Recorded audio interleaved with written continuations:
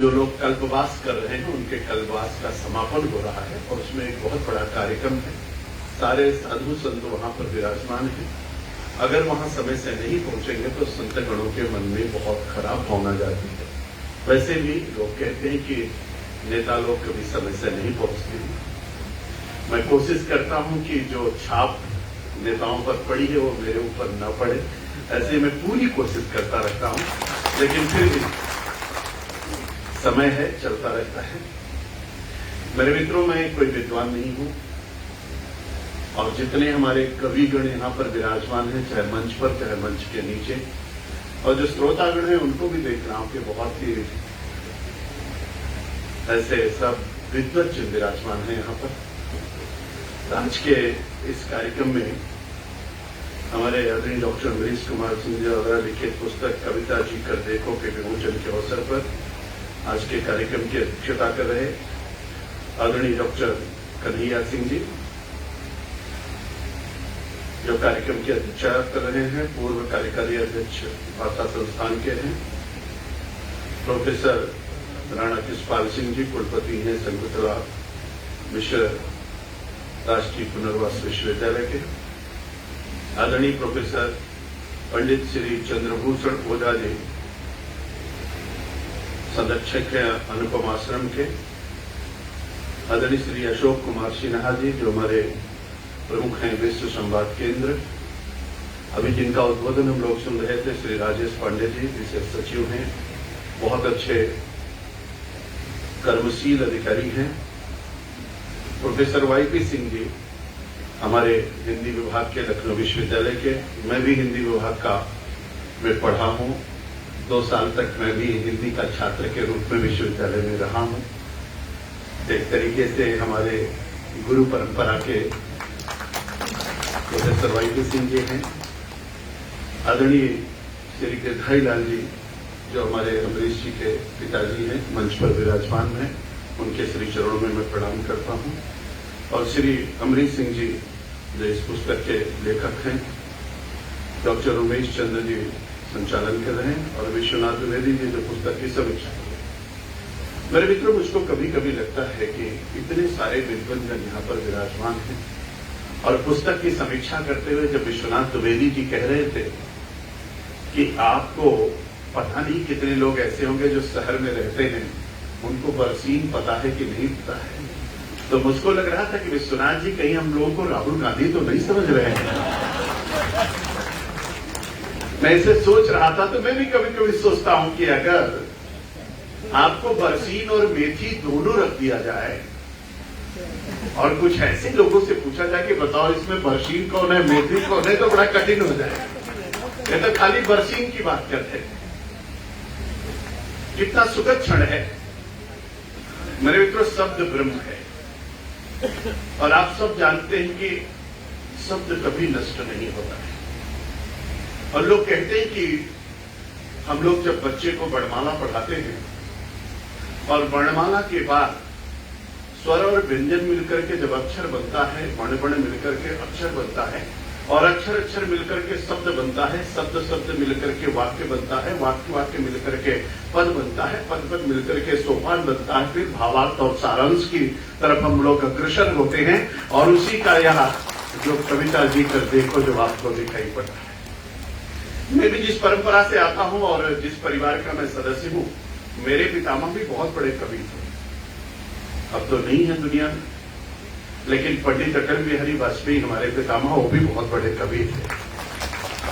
और कहते थे, गीत नया गाता हूं, गीत नया गाता हूं, काल के कपाल पे लिखता हूं, मिटाता हूं, गीत नया गाता हूं, गीत नया गाता हूं। तो मैं जब इनकी कविता पढ़ रहा था तो मैं सोचा था कि जब मैं पहुंचूंगा, इस किताब को मैंने बहुत अच्छे ढंग से पढ़ा है, मेरी भी पढ़ने की थोड़ी सी आदत है, तो मैंने इसको पूरा पढ़ा। मैंने सोचा कि मैं एक एक इनके जितने भी, इन्होंने जितनी कविताएं रखी है उसमें से कुछ लाइनें मैं यहां पर बोलूंगा।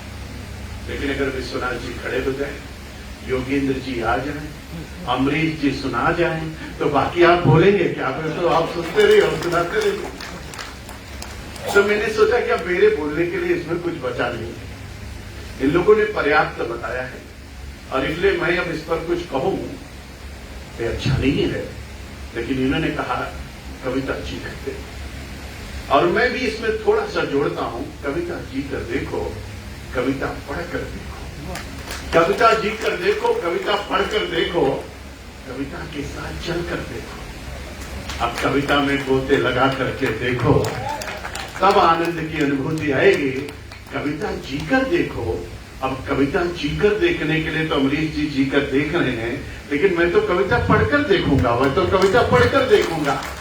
तो कविता जी कर देखो, कविता पढ़कर देखो, कविता के साथ चलकर देखो, कविता में गोते लगा कर देखो।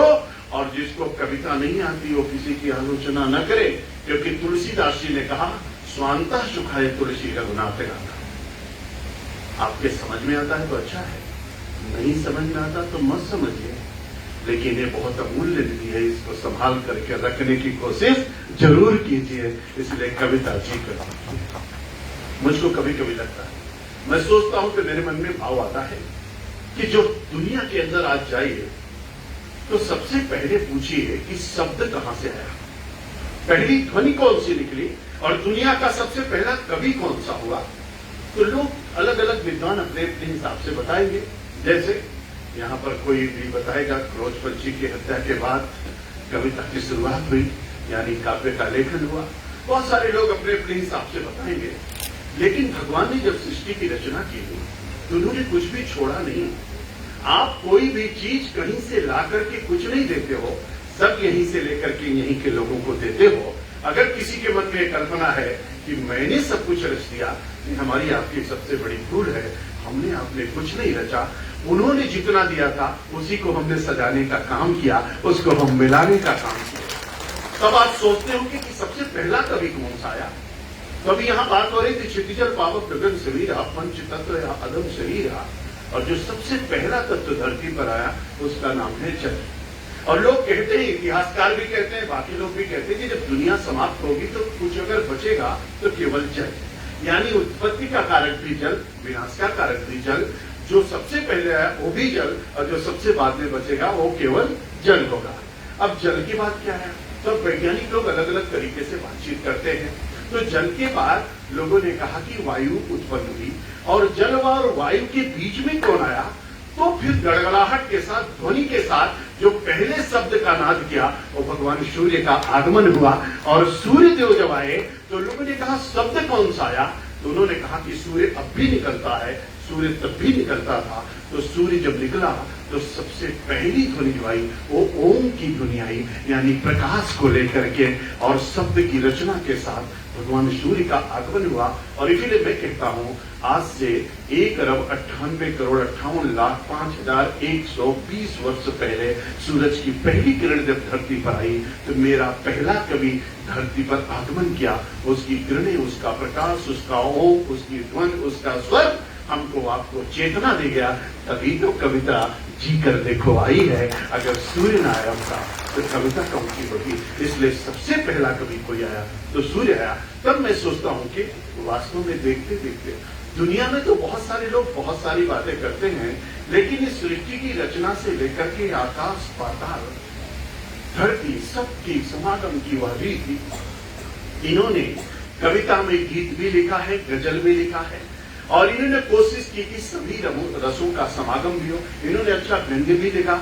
मैं पढ़ रहा था, देशज भाषा का प्रयोग किया। इन्होंने कंडे के बारे में बताया, इन्होंने रस्सी के बारे में बताया, खूंटे से बंधी हुई रस्सी की कहानी इन्होंने सुनाया। उस कविता की बात भी बताई जो कविता के ऊपर आजकल होता है, उस कविता के बारे में बताया। नाली की कहानी भी सुनाई, बहुले के बारे में इन्होंने बहुत कुछ कहा। और इन सबको कहते कहते मैं तब सोचता हूं कि मेरा लाटा, मेरा महुआ, मेरी नीली, मेरी पिचेघर, मेरा सत्ता, मेरी गुल्ली डंडा, मेरी कबड्डी, मेरा छुपा छुपाई, मेरा वहां पैरे के बीच में सोना, मेरा वह गोरेचा, वह मेरा गमला, वह मेरी मछिया, वो मेरे बीड़ा, वो मेरी रस्सी, वो मेरे सब कुछ कहाँ चले गए, उसका भाव भी इस कविता में कहीं ना कहीं पढ़ने के बाद दिखाई पड़ता है। कविता जी करते मैं सबसे मानता हूं, मेरे मन का यह भाव है। आज दुनिया में किसी से जाकर के पूछिए कि सबसे पहली पुस्तक का नाम बताइए। तो अमेरिका में पूछिए, जापान में पूछिए, जर्मनी में पूछिए, रशिया में पूछिए, दुनिया में किसी से जाकर के पूछिए, हर कोई कहेगा ऋग्वेद, यजुर्वेद, सामवेद और अथर्ववेद की चर्चा करेगा, 108 उपनिषदों की चर्चा करेगा, रामायण की, महाभारत की चर्चा करेगा, 6 शास्त्रों की चर्चा करेगा, 18 पुराणों की चर्चा करेगा। और उनसे सबसे पूछिए कि सबसे पहली भाषा का नाम बताइए, तो संस्कृत भाषा की चर्चा करेगा। दुनिया में किसी से जाकर के पूछिए कि योग कहां से आया, तो भारत की तरफ इशारा करेगा। तो अब हम ऋग्वेद की परंपरा को लाते लाते कविता जी करके देखो में आकर के समाहित हो रहे हैं। मुझको लगता है ये हमारे लिए सुखद है, ये हमारे लिए दिव्यतम है, ये हमारे लिए अद्भुत है, ये हमारे लिए अनमोल है। और ऐसी रचनाएं जब आती हैं तो समाज जीता रहता है, चलता रहता है, एक सहारे के साथ आगे बढ़ता है। कल मैं टीवी देख रहा था और जी न्यूज के चैनल पर प्रभात चौधरी बोल रहे थे, कह रहे थे कि अकेलेपन के कारण कितने लोग आत्महत्या कर रहे हैं। और वो आत्महत्या करते करते अमेरिका की संख्या, पूरी दुनिया के कई देशों की संख्या बता रहे थे। और कई देशों में तो अब विश्वविद्यालय खुल रहा है, अकेलेपन के दूर करने का उपाय ढूंढे जा रहे हैं, उस पर शोध हो रहा है। कैसे हम बचाएंगे अपने बुजुर्गों को, कैसे बचाएंगे हम घर और परिवार को, कैसे अकेलापन दूर होगा। अब तो अकेलेपन की बीमारी सी लग गई है लोगों के अंदर। लेकिन अगर कविता जी कर देखो, अगर इसके साथ आप रहोगे तो कभी भी आपको अकेलापन महसूस नहीं होगा, हमेशा आपका साथ देने के लिए साथी खड़ा रहेगा। एक संस्कृत का श्लोक पढ़ते हैं और एक संस्कृत का श्लोक अगर पूरे स्वर के साथ आप पढ़िए तो आपको पता चलेगा कि आपके हर प्रकार के मन के विकार को दूर कर देगा। सारे वाद्य यंत्र आपको उसमें मिलेंगे। एक कविता अच्छे ढंग से पढ़ करके देखिए, आपको आनंद की अनुभूति होगी। दूर जाने की जरूरत नहीं है। एक कविता जी करने को लेकर के साथ में चले जाइएगा, अकेलेपन का एहसास नहीं होगा। जितनी बार पढ़ेंगे उतनी बार आपको नए नए आयाम इसमें मिलेंगे और आपको आनंद की अनुभूति होगी। अकेलापन आपके जीवन में आएगा ही नहीं। कविता से बढ़कर कोई साथी नहीं, किताब से बढ़कर के कोई साथी नहीं। अपने पास अगर किताब है तो हमारे पास सब कुछ है, अगर किताब नहीं है तो कुछ भी नहीं है। इसलिए किताब सबसे बड़ी साथी है। और इसलिए मैं समझता हूँ कि अमरीश जी की किताब अद्भुत है। मैं कभी कभी देखता था अमरीश जी हंसते हुए, मुस्कुराते हुए, फाइल लेकर के आते हैं तब भी मुस्कुराते रहते हैं, कुछ बताते हैं तब भी मुस्कुराते रहते हैं, हर समय हंसते रहते हैं। इनकी संवेदनशीलता, इनकी कार्य पद्धति, इनका व्यवहार, इनका आचरण, जैसे अभी योगेंद्र जी कह रहे थे, आपके चरण कहाँ कहाँ कैसे पढ़ते हैं, हम उसको आचरण मान लेते हैं। इनके आचरण से, इनकी वाणी से, इनके व्यवहार से, इनकी हर कार्यकलाप से मैं बहुत प्रभावित हूँ। और मैं पहले से आज पिछले 4 वर्षों से मैं भाग्यशाली हूँ कि मुझको अमरीश जैसा साथी मिला होगा। यहाँ पर गांव की चर्चा हो रही थी, मैं गांव का मंत्री, मैं ग्राम विकास मंत्री था पहले। अमरीश जी तब भी मेरे साथ थे। अब मैं जल शक्ति मंत्री हूं, तब भी अमरीश मेरे साथ हैं। अब मैं तो प्रार्थना करूंगा हम अमरीश दोनों लोग साथ साथ चलते रहें और साथ साथ चलते रहेंगे तो साथ चलने का इरादा जब जमा हो जाएगा, आदमी मिले आदमी का कारवां बन जाएगा। तू किसी के पांव के नीचे तो रख थोड़ी जमीन, तू भी नजरों में किसी के आसमां बन जाएगा। इस साथ के साथ हम लोग चलेंगे। निश्चित रूप से हमको नहीं पता था कि इनके अंदर इतनी बड़ी प्रतिभा छिपी हुई है। इन्होंने कभी बताया नहीं, इन्होंने कभी कुछ बोला नहीं। ये तो मैं सबसे कहता था कि ये बहुत अच्छे हैं, अमरीश जी बहुत अच्छे हैं, इनकी तारीफ मैं हर समय करता रहता था। लेकिन इतने अच्छे लेखक हैं, इतने अच्छे कवि हैं, ये मैं नहीं सोच पाया था। लेकिन जब इनकी कविता एक दिन इन्होंने हमको बताया, मैंने इनसे रोक करके इनको कुछ पूछा। अपने घर में बातचीत हो रही थी, मैंने इनसे पूछा अमरीश जी और घर में क्या होता है, कौन कौन है, क्या करते हैं। तब इन्होंने संकोच करते करते मुझसे कहा कि मैंने कविता, एक किताब लिखी है और उसका हम विमोचन चाहते हैं। तो बहुत अच्छी बात है, सुखद है।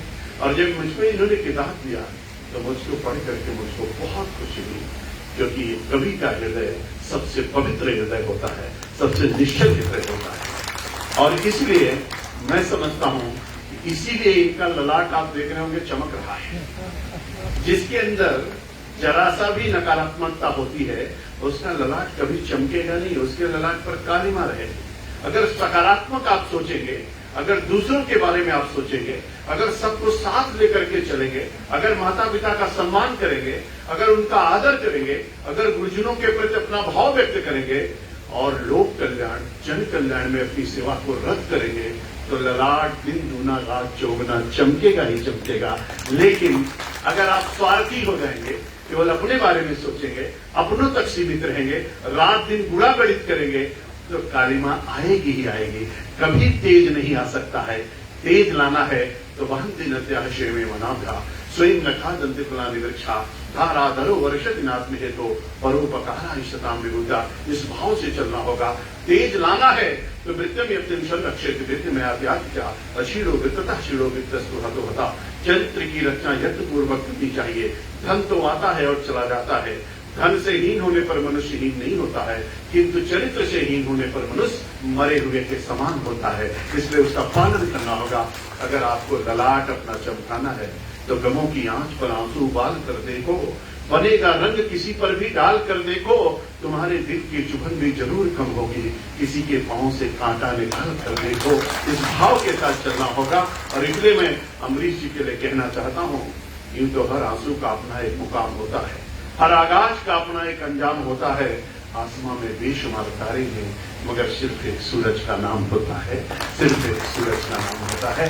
तो बहुत सारे कवि हैं, लेकिन अमरीश जी मैं आपको बधाई देता हूं, आपका अभिनंदन करता हूं, प्रभु से प्रार्थना करता हूं, जलते हुए प्रकाश से कहना चाहता हूं, आदित्य प्रथम नामाद्वितीय दिवाकर तृतीयं भास्करम प्रोक्तु चतुर्थं प्रभाकरम पंचम सहस्राश कष्टम चतुर्लोचना शक्तम हृदयष्टम च विभावशु नवम दिन के दसवं द्वादश्यम एकादश मूर्ति द्वादशम सूर्यचार। हे भगवान सूर्य, आप अपने प्रकाश की कुछ किरणें हमारे अमरीश जी को और दीजिए, जिनका इनका प्रकाश इसी तरीके से बढ़ता रहे और एक कविताओं के क्षेत्र में भी आगे बढ़े और जहां कहीं भी ये रहें इसी तरीके से हंसते रहें, मुस्कुराते रहें, चलते रहें, चलाते रहें और अपने काम को अच्छे ढंग से करते हुए हमारे उत्तर प्रदेश को, देश को, 21वीं सदी के भारत को एक महान भारत बनाने में अपना योगदान देते रहें। यही शुभकामना मैं करता हूं और अंत में केवल इतना कहना चाहता हूं, सभी मित्रों से कहना चाहता हूं कि बता सको तो राह बताओ, बता सको तो राह बताओ, पथ भटकाना मत सीखो और जला सको तो दिया जलाओ, दिल जलाना मत सीखो, अब बिछा सको तो फूल बिछाओ, सूल बिछाना मत सीखो। इस भाव से आगे बढ़िए और आंसुओं को पोंछना कुछ और बात है, आंसुओं को बांटना कुछ और बात है, खाइयों पे पुल बनाना कुछ और बात है, खाइयों को बांटना कुछ और बात है। सब लोग खाइयों को बांटेंगे, आंसुओं को बांटेंगे, सब लोग साथ मिलकर के चलेंगे, एक दूसरे का साथ देंगे। भारत की संस्कृति, भारत की सभ्यता, भारत का संस्कार, भारत का अध्यात्म, भारत की वाणी, भारत का विचार सब कुछ अद्भुत है, उसके साथ जिएंगे। अब कविता जी कर देखो के साथ भी हम लोग चलेंगे और इसलिए कविता पढ़ेंगे भी, कविता जिएंगे भी, कविता के साथ भी चलेंगे, कविता में गोते भी लगाएंगे। और इसलिए तुलसी ने कहा है कि कर्म प्रधान विश्व करे राखा, जो जश करे तो तस फल शाखा। तुलसी को लगा कुछ छूट गया तो उन्होंने दूसरी चौपाई कही, उन्होंने कहा हुई है सो जो राम रच राखा, को करे तरक बढ़ाओ शाखा। भगवान तुलसी को लगा कुछ और छूट गया तो उन्होंने तीसरी चौपाई कही, उन्होंने कहा करई करावे भंजे सोई उमा राम गति लखा न कोई। तीनों चौपाइयों के पीछे तीन भाव था, अभिवादन शीलस्य नित्य मृत्यु अक्षेविनम चत्वारि तस्य वर्धन्ते आयुर्विद्या यशोबलम। हमको लगता है यही समग्रता, यही भारतीयता, यही संस्कृति, यही संस्कार हमारी पूंजी है। और इसीलिए आज हंसता खेलता और मेरे भारत दुनिया के उन सभी विश्व के लोगों को संदेश दे रहा है कि हमारी संस्कृति, हमारी सभ्यता, हमारा संस्कार ही दुनिया को सही मार्ग पर ले चल सकती है। तो मैं उस भाव के साथ आगे बढ़ते हुए अपने सभी कामों को करता हुआ आगे बढ़ूंगा। एक बार पुनः आपका अभिनंदन, आपको बहुत बहुत बधाई। आ जाइए मेरे पास भी, मेरे साथ भी आपकी फोटो हो जाए। एक बार पुनः आपको बहुत बहुत बधाई, अभिनंदन है। और मैं समझता हूँ कि मेरे लिए सुखद क्षण है कि मेरा एक भाई, मेरा एक साथी, हम सब साथ कर काम करने वाले लोग इतनी अच्छी रचना इन्होंने किया है। मैं इसके लिए इनका अभिनंदन करता हूँ, इनको स्वागत देता हूँ, बहुत बहुत बधाई। और आप सबसे क्षमा मांगते हुए कि आप नाराज नहीं होंगे, गुस्सा नहीं होंगे। मुझको जाना है हरदोई तक, देर हो रही है, इसलिए मैं जाना चाहता हूँ आपसे क्षमा के साथ। बहुत बहुत धन्यवाद, नमस्कार, धन्यवाद।